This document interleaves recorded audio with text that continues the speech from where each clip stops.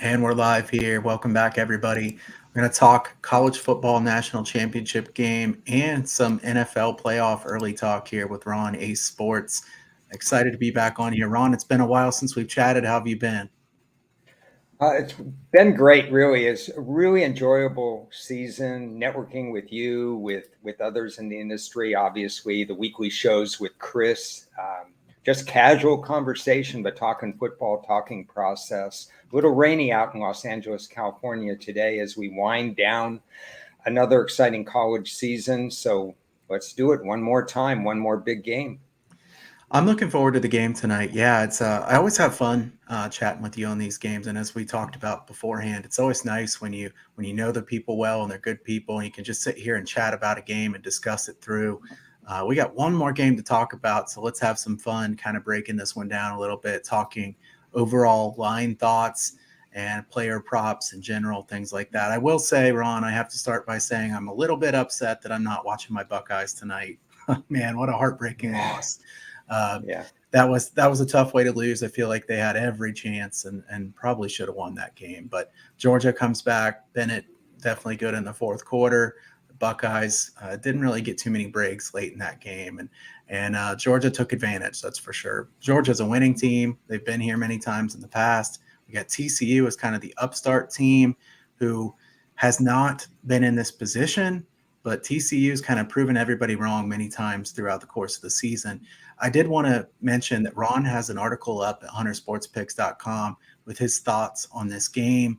I always enjoy reading Ron's thoughts there as far as how a game will break down, even if he doesn't have a pick, kind of thinking about the way you should be looking at it. And Ron's big into writing, love writing as well. And Ron knows a lot about handicapping football, that's for sure. So Ron, let's talk a little bit here about this game. TCU now catching most places about 13 points, even 13 and a half some places now. We've seen some respected money come back in on Georgia. I know the public is backing more with the underdog in this one. A lot of times in these title games, the public does take the underdog, especially on the money line. There's not too many people that are going to be betting Georgia money line in a game like this. But I think this one's right about where both of us, I think I had Georgia. Yeah, I have Georgia minus 12 or 12 and a half, I believe. So this is right about where you had it as well, correct? That is correct. Right around every stat that I would use, every metric I use for the Bulls, which is a different animal than the regular season, all comes out between 11 and a half and 13. So no real edge, and I could see the game pretty much going either way. There's only, what is it, about a 9-day break between when they last played and now. And in some respects, I think that's good for TCU because they haven't woken up yet. I mean, basically, at the start of the year, you lose Gary Patterson, your longtime coach. You're going with an offensive-minded coach. Would the defense slip? What would happen? How would the recruits and the transfers play out? And it's a storybook season for them to get all the way to this point. And I think the longer they would have to think about it, maybe the worse it would be.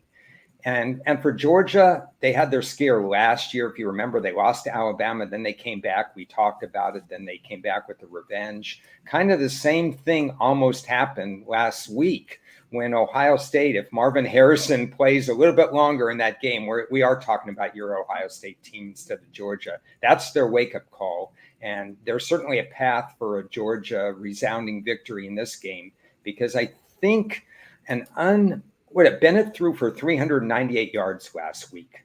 Great effort, great game. We keep underrating him a little bit as a quarterback. Yet, in my opinion, Georgia's advantage in this game is to run the ball on TCU, and I think they can run over 200 yards if they pay attention to it. If they want to run that way with their dual running backs, with their creative usage of McKenzie. I mean, I wrote about it. We talk about McKenzie and what he offers. We talk about Bowers, a potential first-round draft pick at tight end and what he offers. And then the traditional passing game. This is a lot on TCU's defensive plate. Oh, it sure is, definitely. I do think TCU has some really good coordinators. They've done a great job. I think Gillespie's really underrated as a defensive coordinator. Mm-hmm. He's done a good job scheming things up. I remember how good of a job he did against Texas in that game, certainly. This is a TCU defense that's probably a bit underrated by some people, but this is a huge challenge for them, certainly. You've got an interesting quarterback matchup of Stetson Bennett versus Max Duggan here. Probably two guys that have both been underrated throughout the course of their careers quite a bit. Stetson Bennett's like 5'10", 5'11", so I don't know that he really projects that well to the NFL. But he's been a great college quarterback for sure. He's been put in good situations, and I think he is a gamer. I think the same can be said about Max Duggan. I think Duggan will run a decent amount of times in this game. I'm kind of curious. So I will say the only pizza money bet I made on this game as far as a side is, and this is a small pizza money bet for me. I took TCU first half plus 7.5. I might be wishing a little bit there, Ron. I'm kind of hoping for a close game here. Obviously, as a fan of college football, I'd really rather this not be an epic blowout because I like to have some drama here involved in this game. But I'm afraid of taking TCU full game. I think Georgia has such a big talent gap here that I'd be afraid of taking TCU at the full game. I think maybe they can scheme and stay in this for a little while. Let's talk a little bit about player props and specific players that might be part of this game plan here for TCU or for Georgia. I personally think Georgia is a tough team to take a bunch of player props on, especially running backs, because they have so many different guys that can play. It's kind of hard to know who's going to get a lot of carries. Even with the touchdown scorers, if you see the odds, many of them are minus. I don't like taking anytime touchdowns and paying minus 150 or anything like that. You like to take the longer shots, or I certainly do. But there's no really long shots for a team like Georgia. Brock Bowers is the main focal point of the Georgia offense. A lot of times he didn't have a huge game against Ohio State. Ohio State's they've been good against tight ends. They're bad at somehow getting linebackers matched up against wide receivers occasionally, and they just get burnt deep. Obviously, they fell down on that one, and Bennett got a free 75-yard touchdown. I don't think you'll see quite as many big plays in a game like this, but I guess before we get too deep in the player props, I want to get your thought. What do you think of this total? Because the total is 63.5 or 64. I made the total 61, but I'd be really nervous to bet an under in a game like this. I think maybe it's just what we've seen lately, and there can be some recency bias in there, but I don't know that I'm really that convinced that there won't be big plays again. You have any initial thought on an under or over, even if you don't have a play here that you made? My initial thought was like you, a little bit under the total 61.5 is kind of my set. The thing is that when I try to simulate matchups and what would happen in this game, I can see a high scoring game, and it kind of simulated that way. This is really, in my opinion, on Max Duggan's hands. I think he has to have, now Andy Dalton played for TCU. I have the hat, like I mentioned pre-show, that I have the Wisconsin hat on, but it was Wisconsin TCU Rose Bowl game without a Pac-12 member. And in that game, Andy Dalton was spectacular. He made the right reads. He made the right throws. They were outweighed at the line of scrimmage against Wisconsin by 50 pounds. This is what Max Duggan has to have. And if you're a believer in the overs, he's got to contribute. We know Georgia can go ahead and allow some splash plays. That puts Jefferson as a very important part of TCU's offense. But it's really Max Duggan, like you mentioned, he has to extend drives with his legs, and you get a chance for 2 or 3 splash plays a game. And those have to be hits rather than misses. Because if there's not, then I think you're going to see Georgia win the time of possession. I tried to flesh out which running back might be more of a usage guy. We found out that McKenzie only carried the ball 5 times last week against Ohio State, and he's used to the 13 to 16 carry range. So that was different for me. And Edwards is kind of in the 8 to 12 range. In the end, I tried to find somebody to bet over in the rushing yards. But again, back to the game, this is all on Max Duggan, in my opinion. Yeah. I think for Georgia, McIntosh, a big runner there for them. And also he's big out of the backfield when it comes to receiving. McIntosh had 5 or 6 catches, I believe, last week and didn't have many runs. So I think that's always interesting to see how that splits up. I kind of like McIntosh overs for receiving yards in a game like this. I think it was 25.5 or something like that. What do you think about Quentin Johnston in a matchup like this, Ron, because Johnston's the big play guy. We've seen Georgia get beat deep quite a few times. TCU is an explosive offense. They're going to need to take some shots downfield. Hopefully, Duggan has time to throw it here in a game like this. I did bet small Quentin Johnston over 84.5 receiving yards in this one. He has to get plenty of targets in this game. The question is how many times will Georgia use extra help to try to slow him down? What do you think of Quentin Johnston as far as how many kind of targets he gets? Do you like an over on receiving yards? His number of receptions set at 4.5. What do you think about that one? I'd rather have a number of targets, like you mentioned, but they don't offer that kind of. Maybe that's a new prop they should offer, because the question is how many he's going to hit. Because I have Duggan at 60% accuracy for this game, and if you figure out that it's going to be, I had him with 21 receptions. I think his number came out 21 completions, and I had him at. The number came out about 20.5. So there's no edge there. How many are going to go deep shots to Jefferson versus not? I think the 4.5 is very properly priced. And I think the number 78.80 is also very properly priced. I think I would probably lean to the over, because that's how TCU has to approach this game. I don't think you can run on Georgia. I think TCU is going to have to throw the ball to win the game. And then if they can't win the game, they're going to have to throw the ball because they're going to be behind in the game. Yeah. So either way, I think you're going to see Jefferson with a lot of targets. You just have to trust that he's rumored to be the first or second wide receiver coming off in the next draft. So if he is that kind of guy, if he has a Marvin Harrison type of game, and Harrison was had a great game coming in, then I think you trust a little bit of a lean on the over. Okay, so let's take a look at Max Duggan and think about his props.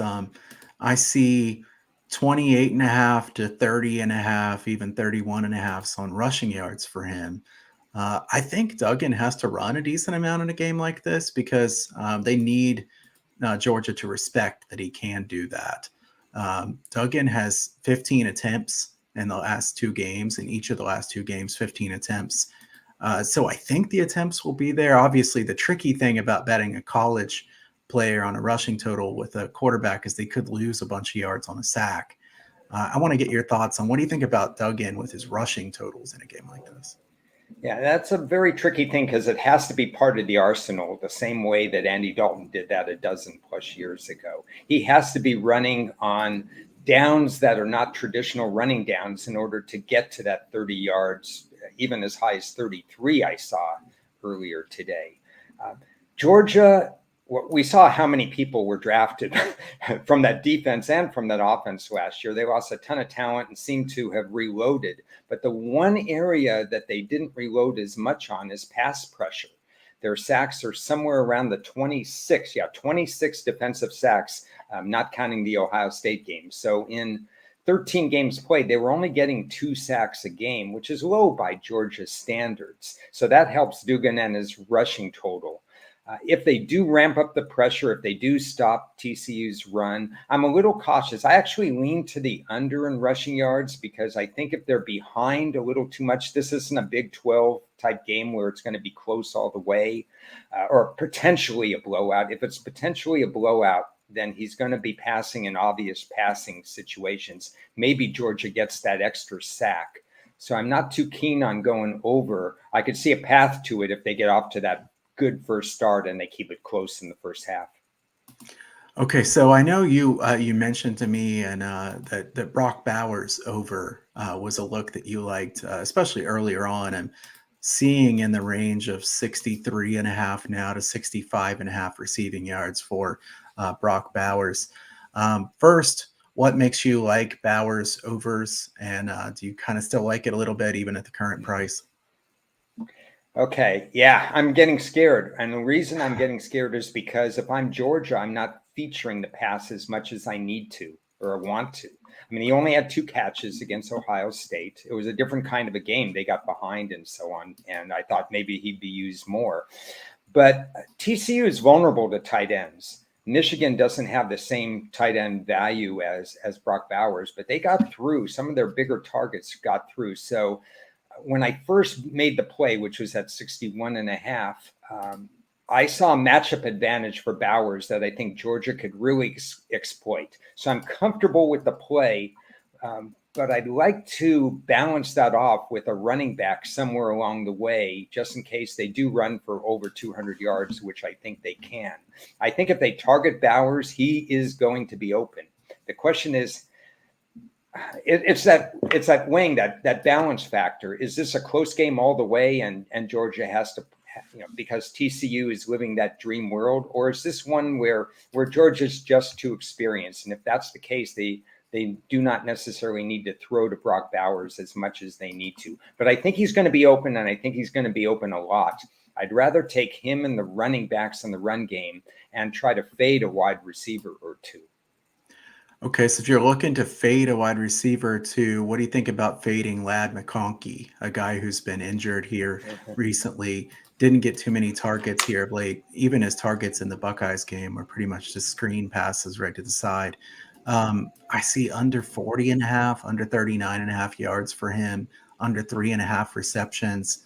That's something that I've at least considered. I haven't made a bet there, but is he a guy that you would consider fading? I would probably consider fading more on yards than on catches, because I think you have to lay some juice at 3.5. And I'm not willing to do that in case they need a 3rd and 2, 3rd and 3, and they line up with one of those quick pass plays. So we saw the number open about 43.5, which I didn't do anything on. I probably, if I spent more time on that, I probably would have done something on that. It's trending down a little bit. I would lean that way. Who is it? Is it Mitchell, I think, for Georgia, that's now siphoning some carries, some receptions now? He had 3 last week. He's been not healthy much of the year, but he's a guy who's going to take carries away from some of these other players, other than McKenzie probably. So I would definitely lean McConkey under for the yards, just because there's a lot of other targets that Georgia could feature. Yeah, I think that's A.D. Mitchell is a pretty good player. I think he got 6 targets last week, 3 catches. I think he'll definitely take some targets away there from McConkey. And like you said, you kind of wonder how many passes they'll actually throw. I mean, if they get in a different game state, then they're liable to not throw that many passes anyway. So I'm wondering what you think of one of my other prop bets here, Ron. I did take longest TD of the game over 47.5 for a small play, over 47.5 yards. Yeah. I see this at 50.5 now. There's been some pretty big steam on this one. I think both teams have the large potential for explosive plays. Georgia's one weakness, or biggest weakness, I would say this year, is they do get beat deep a lot. And if you look at Max Duggan, he has a PFF grade of 92.9 on throws of 20 yards or more. So he is a good deep ball passer. Quentin Johnston could break it anytime he touches it. Stetson Bennett's a good deep ball passer too. And with A.D. Mitchell stepping up, I think they have some explosive play potential. What do you think of the longest touchdown over 47.5 yards? I would lean in that direction. Point out that the longer there is between games, the more likely there's going to be some breakdown in the game. And that doesn't only correspond to wide receivers or running backs. One of my favorite plays in the bowls, usually get around 2-1, sometimes more, is special team or defensive TD. And if you get a special team TD, it could be a kickoff return, it could be a pick 6. There's a lot of different ways that you could go over that 47.5. If you get a fumble recovery, that could be a long TD as well. There's only 9 days or so between this, so it doesn't apply as much. But that's been started slow, but then it kicked in to where you were getting a 60% return on investment with those special team and defensive TDs. I just mentioned that because it plays into your thinking about over 47.5. It's not necessarily a traditional offensive play. You can get it in other ways. Sure. Yeah, definitely a possibility. I see plus 225 on a defensive or special teams touchdown in this one. That's probably about right. I think that's probably about right. It's an automatic play for me with a 2-week or longer layoff. All these bowl games, you spend a little bit less time, believe it or not, on special teams, punt return and kick return. What you're doing with these 15 extra practices is incorporating some of the younger guys in. Selfishly, you're you're putting them in because you don't want them to transfer now, because the transfer portal is open at the same time the bowls are going on. There's so many moving parts in these games that I really think that opens the door for these special team TDs. This is a title game. They just played 9 days ago. They're relatively sharp on these units. You're going to have to rely more on an offensive miscue, a fumble or a pick six kind of thing. I don't know if we get that. So I agree with you. In this case, it's probably properly priced. Okay, so Ron, are there any other props or anything else in this college football title game that you'd like to discuss? I'm disappointed so far, but we still have a few hours to go. I would like to see TCU running backs get put in the equation, because I really think of all the teams in the NCAA, Georgia is just so tough to run against. And it's probably going to be a two-back setup. We don't know how healthy Miller is. The backup ran crazy last week. But I honestly was looking to fade one of the running backs in rushing yards. I'll just keep an eye on that to see if it transpires. Other than that, I'm not looking at too much. This is one of the quietest ever championship games that I'm going to have. I'm just going to enjoy it. I don't mind rooting for the underdog because I like to see competitive games. I like to see college football end on a really exciting note. But Georgia's a tough team. That's an amazing accomplishment to graduate 12 to 14 guys to the NFL and be right back as a double-digit favorite in a title game. Oh, sure it is. I think Georgia has become a massive challenger to Alabama when it comes to, the team that's the top team every year at this point. Um, Yeah. so yeah, I think I agree with you. It's kind of hard to find a lot of value. Neither one of us are the type that we come out here and say you have to bet this, you have to bet this. It's a huge play. Having said that, I'd like to say that there was more value here or there, but I have a few player props I like a little bit. Nothing big I'm risking tonight. I'm just going to try to enjoy this game. So, Ron, if it's cool with you, let's go ahead and talk a little bit about NFL playoffs. I'm just going to kind of run down through the games real quickly, get your initial thought on this game. I'll give a thought or two as well. Seattle and San Francisco kicks things off on Saturday at 4:30. Brock Purdy expected to be the quarterback there, -10, San Francisco laying. I kind of wish Detroit had gotten in. I think Detroit would have been a fun story. That's nothing against Seattle. It's just Detroit was a fun story here at the end of the season. And then them taking out Green Bay and basically saying, if it's okay, if we can't make it, you're not going to make it either. I thought that was a pretty interesting game there last night. But do you think 10 is a fair number for this one in this Seattle and San Francisco game? I do think 10 is a fair number. In the past, these teams know each other well. These are all rematches. And in this case, they play each other twice a year. Pete Carroll's an established coach and an incredible teacher of the game, first or second best teacher of the game that we have in the NFL ranks. It's a young team in a lot of spots with a great conventional draft that they had. Tough situation for them. Teams that come off overtime wins and then enter the playoffs for whatever reason, they're dismal when it comes in these first round of the playoffs. San Francisco's defense is going to be a really big challenge. Geno Smith has tapered off a little bit in the second half of the year. So my initial thoughts are the line's accurate. San Francisco's not perfect in terms of defending the pass, but they do so many other things well, and they scheme so well offensively, and they get Deebo Samuel back. They get Elijah Mitchell back. They've got McCaffrey in the mix. Brock Purdy's not turning it over. Tough matchup, but Seattle will be competitive. Very fair line. Yeah, I think on my first take, my lean might be under in this game, 43, a bit higher than I would have made this total. I see that there is some rain in the forecast for this game. It's a long ways out, so we'll see what happens. That's definitely something to consider. And obviously, the location there has kind of been an under location with the turf, the long field conditions to where it's been pretty good for under bettors in the long term.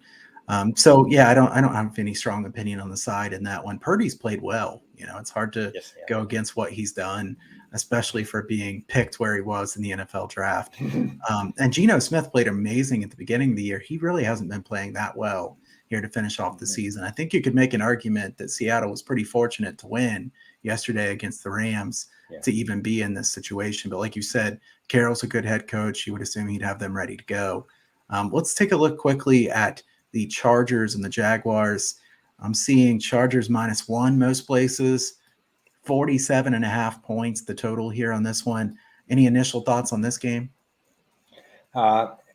Really nice matchup. I will say that two teams that have hungered to get back in the playoffs. The Chargers finally fixed their special team defense. That's why they're in the playoffs. There's no other reason, because they've been playoff worthy the last 7 years, but they've had maybe one time in the playoffs. Justin Herbert is already entrenched as a top 10 quarterback. And Jacksonville, you could see it in their eyes, especially at the end of the year with the post-game conferences and so on. They're so excited this year. I mean, they love football again. Trevor Lawrence, 2 interceptions in his last 9 games. It's a feel-good story for both teams. My initial opinion right now is Jacksonville finds a way to win because the Chargers, I just don't like their line of scrimmage right now.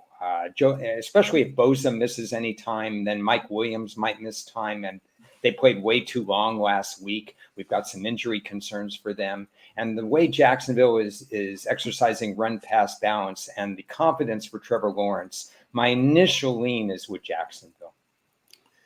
Yeah, the Chargers, interesting strategy to play the starters as long as they did. I was pretty shocked by that. I know the line moved a lot toward the Broncos, and then the Chargers ended up playing starters for so long.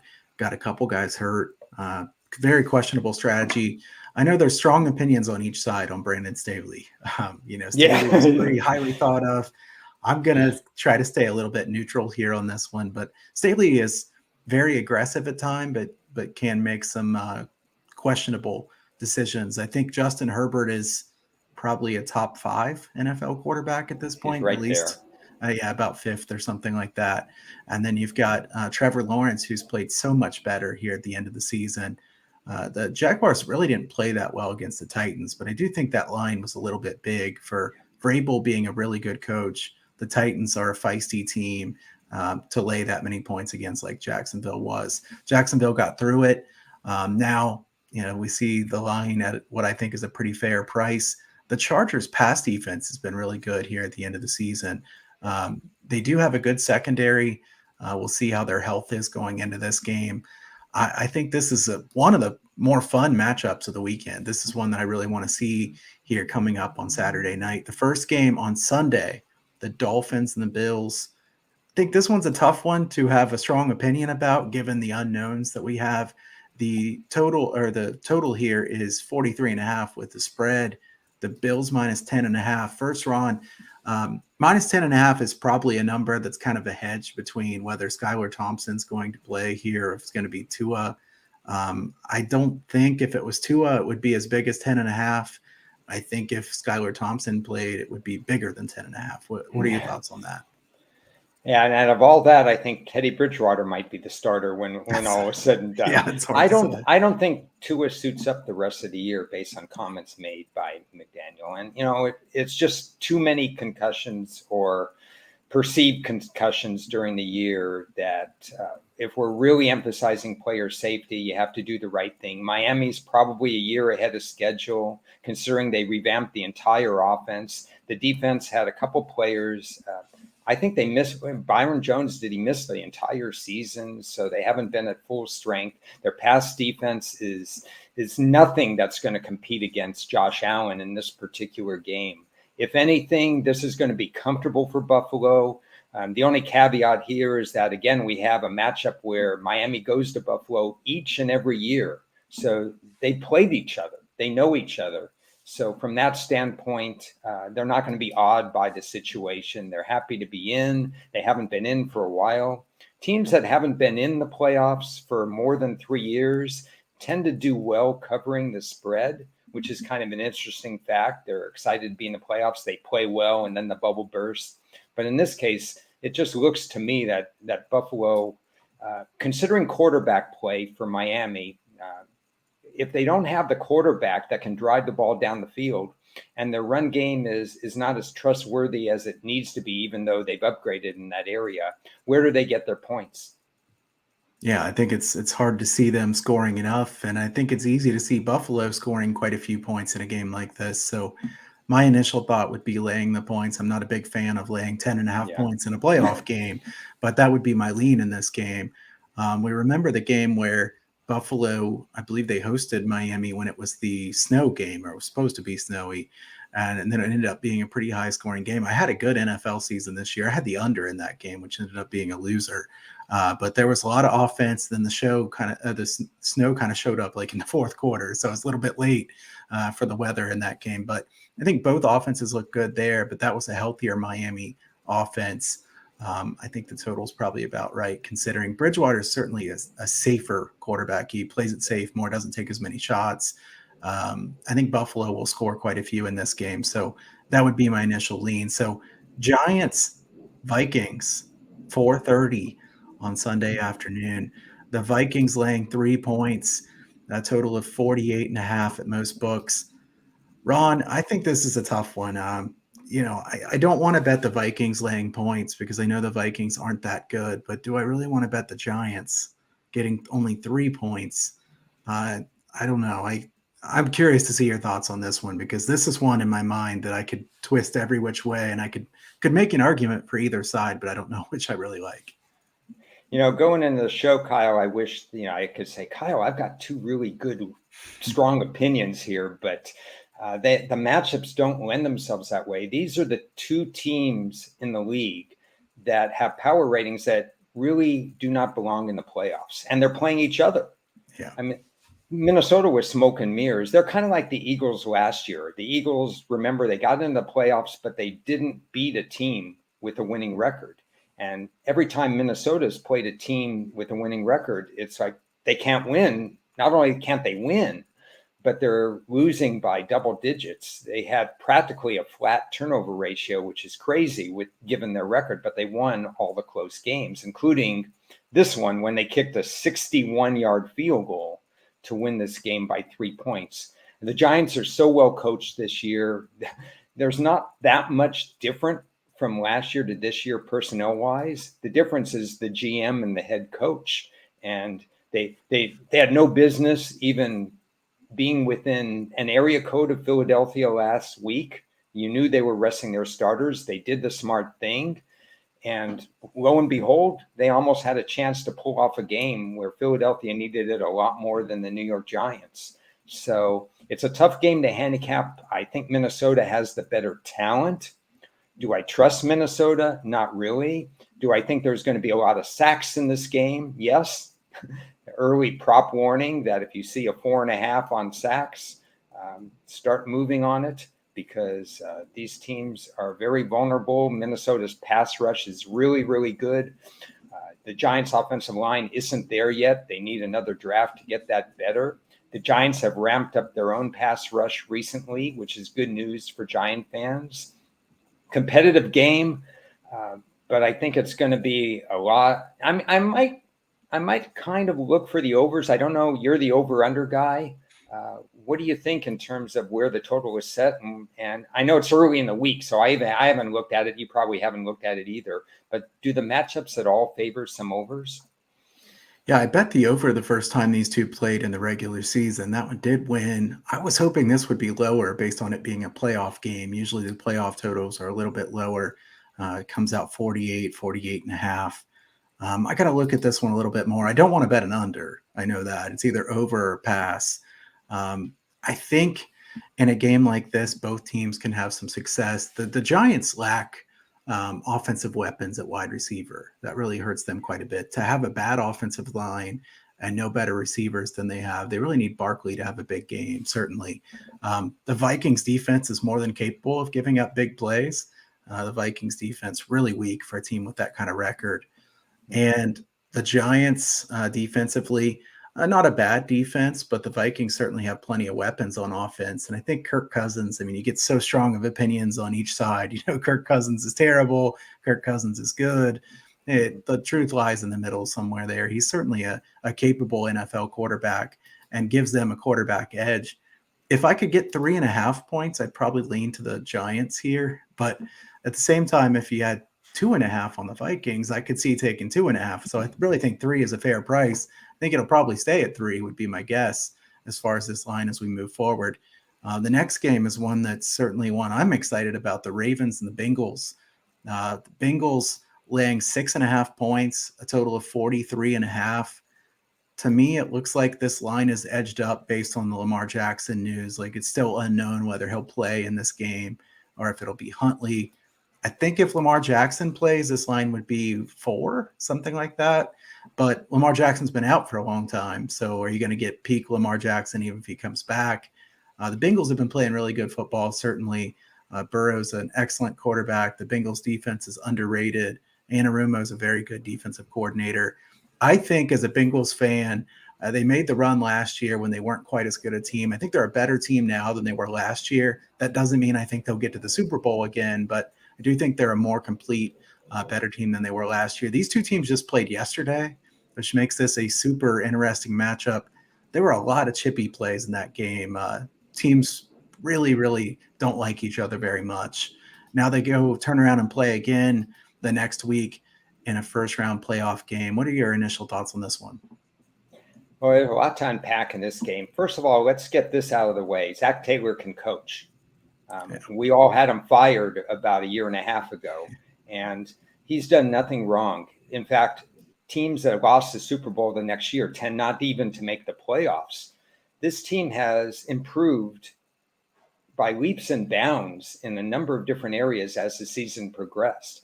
They've allowed no more than 2 sacks in a game the last 9 games they played. And when you think of what happened last year's playoff run, when they were being sacked 7, 8, 9 times, and when you think of the fact that they were sacked something like 30 times in the first 5 or 6 games this year, to where in the last 9 games they're only sacked twice, that's an amazing stat. And I think no team in the NFL is playing better fundamental run and pass defense than the Cincinnati Bengals. That pass defense percentage is right at the top of the league. Their ability to stop the run is just fine. The only problem offensively, and Joe Burrow, I think we've talked about it a couple of times. Joe Burrow is the second best quarterback in the league. Josh Allen third, Pat Mahomes first. Guess what? Those are the 3 teams that are all in the AFC. Flip a coin. I guess tongue-in-cheek, flip a coin, because they may flip a coin as to which team of the 3 is the better of the 3. The thing I like about Baltimore is the fact that since they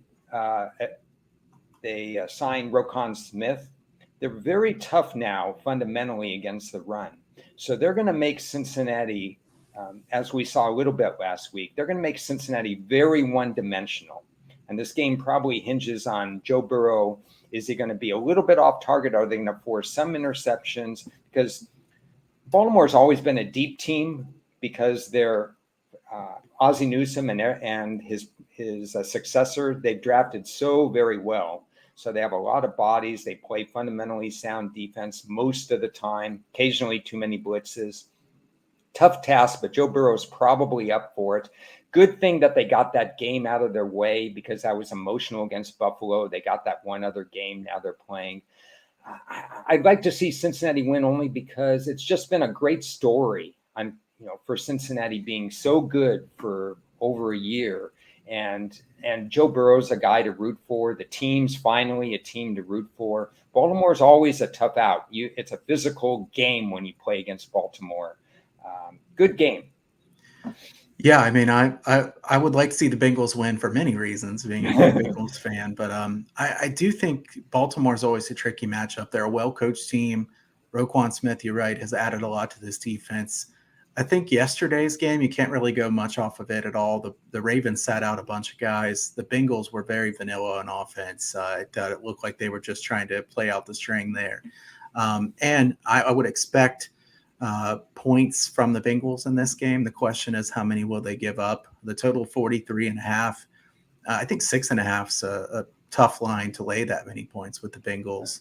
I do think the Bengals will probably win this game, but it'll be interesting to see as we get later in the week whether Lamar will play or not, and how that will factor into the handicap. The last game, Monday Night Football, Dallas and Tampa Bay. Ron, I'm looking at the odds screen here now as we're talking. I'm definitely seeing people betting Tampa Bay here in this game. It's coming down. Tampa Bay is getting juiced to +3, it's +3 -120. So you're really having to pay extra if you want to get the 3. You can see a Dallas -2.5 now for -120, even -115 a couple places. So we're seeing clear support for Tampa Bay in the market. Do you think that makes sense? Yeah, because Mike McCarthy is a tough coach to trust. And that's the problem. I mean, whether or not Dallas wins this game might decide his coaching future, even though he's proven the last 2 years. People forget how Dallas was an 8-8 team for a decade. And then McCarthy got them to double-digit wins. But playoffs matter. And Jerry Jones, who's been slow to react on the trading block, on the signing players block, and so on, it makes a lot of sense to me that Tampa's getting money. On the other hand, Dallas is a really good team. Dak Prescott is an efficient quarterback. The signing of T.Y. Hilton is really good. Dalton Schultz is underrated as a tight end. Pollard adds a different dimension to Elliott, so you have the combination. If they're both in the game at the same time, it can be a little tricky. They have the capacity to score a lot of points. And then they have the capacity to throw in a dud like they did yesterday with 6 points against a Washington team that was struggling in a number of different ways. It's a risky defense. What you have with Dallas is kind of an aggressive defense that's willing to take some risk. So the dink and dunk of Tom Brady, I think he has to throw that out the window and take more chances against Dallas, because you could bait Dallas's defense. And that's what it comes down to. Tampa wins if they make some splash plays, because Dallas, they're too aggressive on defense, in my opinion. I think this is a really tricky game because I hate that Dallas played so poorly yesterday, or else we could have gotten a different line here probably. Yeah. Would have loved to take Tampa Bay +3.5 or +4. Now I feel like the recency puts this one at +3 -120. And that's a little tough because Tampa really has been trusted by the betting markets more than what they should have been so far this year. They really haven't been very good. Having said that, it's hard to make a great argument for betting the Cowboys because you're going to Tampa Bay. Tampa Bay still has a good defense, and you got Tom Brady on the other sideline. I mean, I know he hasn't been that good this year, but I don't want to lay points with Mike McCarthy against Tom Brady at Tampa Bay. So I think I would look Tampa Bay or pass in this game, but I'm afraid it might end up being a pass based on what the line is here in this one. Quickly, the total is 45.5. I don't know. Do you have any initial thought on a total in this game? Maybe under 45.5 would be my lean, I think. I'd be tempted for first half under, because when Brady gets in rhythm, nothing stops him. And lately in their wins, he has 55 minutes where he's not in rhythm and 5 minutes where he's the best quarterback that ever lived. And he is the best quarterback that ever lived, possibly. But slow starts, notwithstanding last week against Atlanta's passive defense, have been the norm for him. I'm not a big first half player. It's not in my wheelhouse, but I would argue that when the game isn't on the line and you don't have a hurry up and you're not in rhythm, first half under would be my lean. Yeah, I like that. Tampa Bay has been a fourth quarter team, if there ever is one so far this year. Under first half, 22 or so, 22.5, the best you could get, it looks like. So, yeah, I kind of like that one as well. So I've enjoyed breaking down these games here today. We got one more college football game tonight. Then we got the NFL playoff games this weekend. Ron, thanks for coming on here today. And why don't you let everybody know where they can find your work? Well, you can see my Twitter handle, Ron A Sports. If you haven't already been on Kyle's site, then you've missed about 20 articles week by week. And it was on an incredible roll for a long, long, long time. Those articles produced some great winners. I thank you, Kyle, for giving me the opportunity to do that. Always great to talk sports with you. Very level-headed. You don't try to push plays. And I like that, where I'm not one of those guys that has 10 plays in 10 games and stuff like that. You'll see my articles in a number of different places. Las Vegas Chris and we have a Tuesday show. We won't have one next week because I'm off to collect some tickets placed in Las Vegas. And then my longtime friend, Ted Sobel, who works for USA, his season is over, but he's not done talking football. We'll have some Friday shows. So if you follow me on Twitter, I'll be around. I have some things I'm planning for the off season. And Kyle, you're going to be involved when I talk about Cincinnati. You don't know it yet, but now you do. So thanks for everybody who follows me and listens to me. And thanks for this opportunity. Always great to talk to you. Yeah, definitely. Always great to chat. And I'm sitting here thinking too, I think we got to plan something for around the NFL draft, because I know you're really good when it comes to the NFL draft, and that'll be here before you know it. April seems far off now, but we know how fast time can go. Football season really flies. When you're having a good time handicapping these games, it moves quickly. Thanks for coming on here, Ron. Always great insight. If anybody wants to check out my site, as he mentioned, huntersportspicks.com. We've got a free picks newsletter there as well. You can sign up to get plays. No pressure on that. Certainly, I'm not the salesman type, but I hope everybody enjoys the national title game here tonight. And then we got NFL playoffs coming up, and we will have something coming up again too with Ron and I doing some articles together, some videos together at some point. So stay tuned. You can follow me at Kyle Hunter Picks, Ron at Ron A Sports. Everybody enjoy the title game and have a great week.